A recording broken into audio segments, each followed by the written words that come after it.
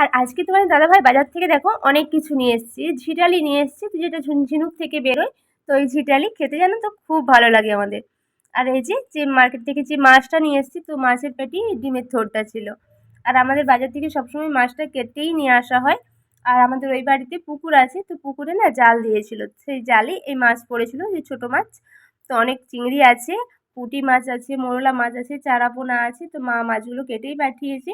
আর ছোট মাছগুলো কিন্তু বেছে নিতে হবে। আর তো সব মাছগুলো আমি এবার পরিষ্কার করে ধুয়ে নেব। ধুয়ে মাছগুলো আবার ফ্রিজেও রেখে দিয়েছি। তো অল্প কিছু মাছ রেখে দিয়েছি যেগুলো আজকে রান্না করব।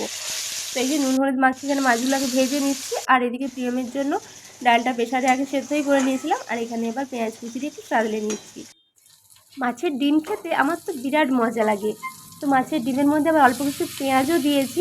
আর লঙ্কা দিলেও ভালো লাগতো, তো প্রিয়ম যেহেতু খাবে সেজন্য আর লঙ্কাটা দিলাম না। তো পেঁয়াজ দিয়ে সবার জন্য একটা করে বড়া করে নিলাম।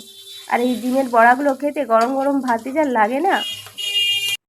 এদিকে ঝিটাইটা রান্না করব, তার জন্যই মশলা কষিয়ে নিচ্ছি। আর মশলাতে সেরকম কিছু না, রেগুলার যেসব মশলা ব্যবহার করা হয় সেগুলোই দিয়েছি। আর এদিকে আমি ঝিটাইটা একটু ভেজেও নিয়েছি।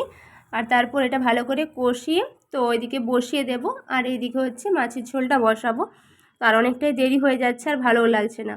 তো মাছের ঝোলের জন্য প্রথমে আমি আলুগুলো একটু হালকা করে ভেজে নেব। আর এদিকে দেখো আমি প্যানটাই বসিয়ে দিয়েছি, তো এটা এদিকে হতে থাক। এটা হতে তো অনেকটাই সময় লাগে। আর ঝোলের জন্য আমি সব কিছু মশলা এদিকে রেডি করে নিয়েছি। আর ডিমের বড়াগুলো দেখো কত সুন্দর লাগছে।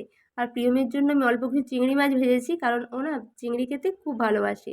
তো সেই জন্যই কয়েকটা ওর জন্য চিংড়ি মাছ ভাজলাম। ও আজকে ভাতটা খুব মজা করে খাবে। তো এদিকে আমার আলুগুলো ভাজা হয়ে গেছে। তো আলুগুলো ভাজা হয়ে গেছে। আর এদিকে মাছের ঝোলটা বসাবো, সেই জন্যই প্রথমে আগে পেঁয়াজগুলো ভেজে নিচ্ছি। আর এদিকে দেখো এটা কত সুন্দর হচ্ছে, গ্রেভি গ্রেভি হয়ে গেছে। তো এই রকমটাই নামিয়ে দেবো, একটু গরম মশলা ছড়িয়ে এটা এবার নামিয়ে দেবো। তো এই যে মাছের ঝোলের জন্য মশলাটা কষিয়ে নিলাম। তো এরপর আলুগুলো দিয়ে ভালো করে একটু কষিয়ে নেব। আর এদিকে অনেকটাই বেলা হয়ে যাচ্ছে, প্রিয়ম তো এবার টিউশন থেকে চলে আসবে। তো সেই জন্য আরও তাড়াহুড়ো করছি। আর এদিকে মাছের ঝোলের জন্য দেখো জলটাও দিয়ে দিয়েছি পরিমাণ মতো, খুব একটা বেশি ঝোল করব না, সেই জন্য অল্প করেই দিয়েছি। আর এদিকে প্রিয়মকেও ভাত দিয়ে দিয়েছি, ও টিউশন থেকে চলে এসছে। ও তো আজকে খুব মজা করে খাচ্ছে, ডিম ভাজা চিংড়ি মাছ পেয়েছে, তো খুব মজা করে খাচ্ছে। তো আমরা তো এবার খাওয়া দাওয়া করবো, রান্না তো প্রায় কমপ্লিট। তোমরা কী করো, তোমরা ঝটপট সাবস্ক্রাইব করে দাও।